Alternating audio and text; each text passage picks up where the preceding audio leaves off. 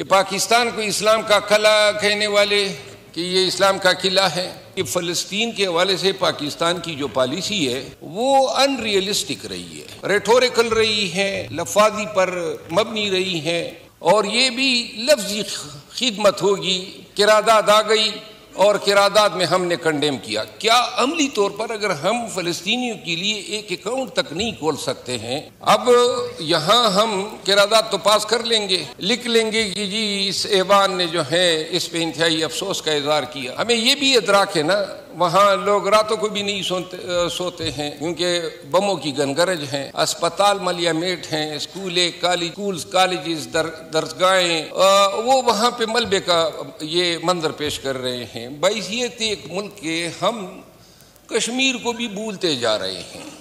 ہم نے اقوام متحدہ میں ہمارے مندوب نے 2 دفعہ کشمیر پہ یہ غزہ پہ جب حملے شروع ہوئے ہیں تو 2 دفعہ بات کی ہے۔ پنجاب کی حکومت کا کوئی منسٹر ہے، میں اس کو خراج تحسین پیش کرتا ہوں، 10 کروڑ روپے اس نے فلسطین کے فنڈ میں عطیہ دیا ہے۔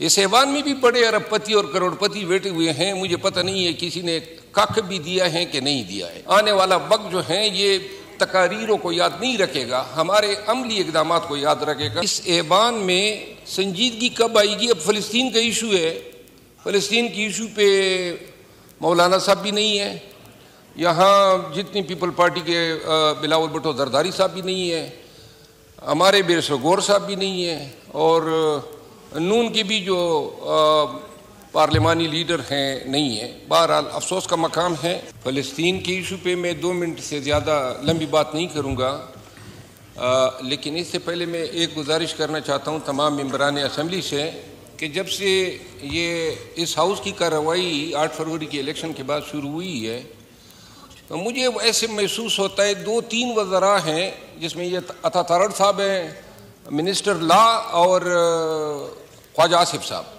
یہ ایوان میں آ جاتے ہیں، باقی وزراء صاحبان یا تو ہم پہچانتے نہیں ہیں، نئے عہدے ملے ہیں، لیکن اس ایوان میں کارروائی جو ہے وہ انتہائی غیر سنجیدگی کا شکار ہے۔ جو پریویلیجز کمیٹی ہیں اس کا اجلاس ابھی تک نہیں ہوا ہے، آج بھی اگر نشاندہی تو میں نہیں کرنا چاہتا ہوں لیکن کورم خیر سے پورا نہیں ہے، تو میں یہ عرض کرنا چاہتا ہوں کہ اس ایوان میں سنجیدگی کب آئے گی؟ اب فلسطین کا ایشو ہے، فلسطین کی ایشو پہ مولانا صاحب بھی نہیں ہے، یہاں جتنی پیپل پارٹی کے بلاول بھٹو زرداری صاحب بھی نہیں ہے، ہمارے بیرسٹر گور صاحب بھی نہیں ہے، اور نون کے بھی جو پارلیمانی لیڈر ہیں نہیں ہیں۔ بہرحال افسوس کا مقام ہے۔ فلسطین کے حوالے سے اتنی لمبی چوڑی بات تو نہیں کروں گا جو دیگر محترم مقررین نے بات کی، اتنی میں عرض کرنا چاہتا ہوں کہ فلسطین کے حوالے سے پاکستان کی جو پالیسی ہے وہ ان ریئلسٹک رہی ہے، ریٹوریکل رہی ہے، لفاظی پر مبنی رہی ہے، اور غزہ میں فلسطینیوں پہ جو مظالم ڈھائے جا رہے ہیں اس حوالے سے میں ایک چھوٹی سی مثال دینا چاہتا ہوں۔ فلسطین کی ایک ہیومن رائٹ آرگنائزیشن نے مجھ سے رجوع کیا کہ جو فلسطینی پاکستان میں اور بالخصوص اسلام آباد، پیریفری میں اور پنڈی میں آباد ہے، ان کی ری ایبلیٹیشن کے لیے ایک NGO جو فلسطینی NGO ہیں وہ یہاں پہ کام کرنا چاہتی ہیں، اور جس کے لیے پاکستان کے کسی بینک میں جو ہے اکاؤنٹ ان کے لیے کھولنا ہے۔ MCB، میزان بینک، ABL اور عسکری بینک، ان چاروں کے پاس گئے، کاغذات جمع کیے، اور اخیر میں ان بینکوں کا جواب یہ آیا کہ جی ہم کسی فلسطینی NGO کو پاکستان میں بینک کھولنے کی اجازت نہیں دے سکتے۔ اب یہاں ہم قرارداد تو پاس کر لیں گے، لکھ لیں گے کہ جی اس ایوان نے جو ہے اس پہ انتہائی افسوس کا اظہار کیا۔ ہمیں یہ بھی ادراک ہے نا، وہاں لوگ راتوں کو بھی نہیں سوتے ہیں کیونکہ بموں کی گنگرج ہیں، اسپتال ملیا میٹ ہیں، کالجز، درسگاہیں، وہ وہاں پہ ملبے کا یہ منظر پیش کر رہے ہیں۔ بحیثیت ایک ملک کے ہم کشمیر کو بھی بھولتے جا رہے ہیں، اور یہ بھی لفظی خدمت ہوگی، قرارداد آ گئی اور قرارداد میں ہم نے کنڈیم کیا. کیا عملی طور پر اگر ہم فلسطینیوں کے لیے ایک اکاؤنٹ تک نہیں کھول سکتے ہیں؟ ہم نے اقوام متحدہ میں ہمارے مندوب نے 2 دفعہ کشمیر پہ یہ غزہ پہ جب حملے شروع ہوئے ہیں تو 2 دفعہ بات کی ہے. میری گزارش یہ ہے کہ پاکستان کو اسلام کا قلعہ کہنے والے کہ یہ اسلام کا قلعہ ہے، اور جو میں نے 2 منٹ کا وعدہ کیا تھا بس آدھا منٹ رہ گیا ہے.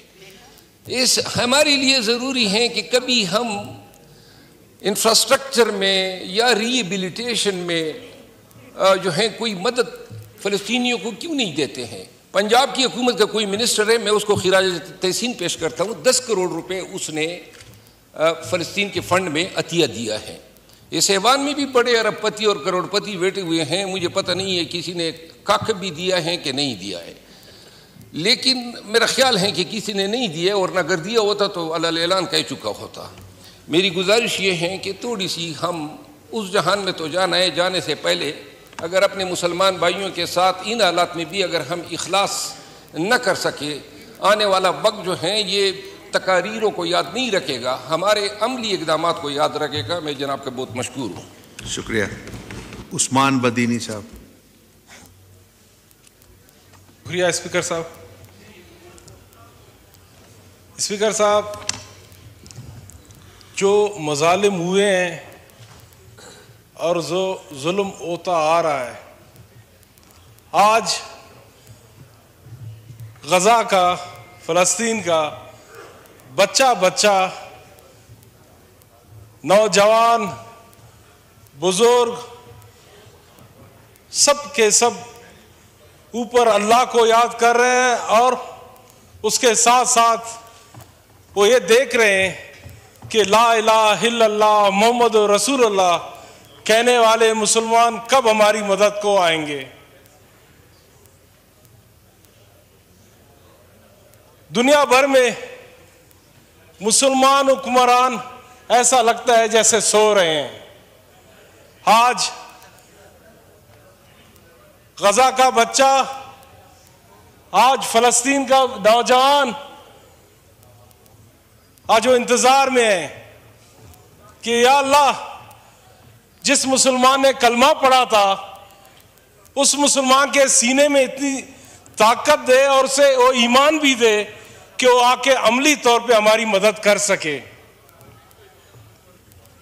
جمعیت علماء اسلام اس کے واضح پیغام ہے اور واضح طور پہ پوری دنیا کو یہ میسج دے چکا ہے کہ ہم فلسطینیوں کے ساتھ ہیں. اور اگر آپ کو یاد ہو، آج سے 4 دن پہلے ہمارے 2 مفتی صاحبان نے ایک اعلان بھی کیا. اس اعلان کے بعد ہر مسلمان پہ یہ فرض ہوتا ہے کہ وہ عملی طور پہ اس جنگ میں، اس خطے پہ جا کے موجود ہو اور اپنی خدمات پیش کر سکے. مرنا سب نے ہے، مرنا کہیں بھی ہوگا. یہاں کوئی اپنے حق و حقوق کی بات کر کے اور سیاست کی بات کر کے، اپنے علاقے کی بات کر کے اور اپنے چھوٹی سی زمین پہ بھی لڑکے مر جاتے ہیں، اپنے لیڈروں کے نام پہ بھی مر جاتے ہیں. اگر ہم اللہ کے نام پہ اور مسلمان کے نام پہ وہاں مر جائیں تو اس سے بڑی بات نہیں ہے. یہود پہلے بھی ظالم تھا، یہود آج بھی ظالم ہے. یہود نے انبیاء علیہ السلام کو بھی معاف نہیں کیا، اور آج وہی طبقہ ہمارے مسلمانوں کو تباہ کر رہا ہے. مسلمانیت کا دعویٰ پوری دنیا میں ہمیشہ ہوتا ہے.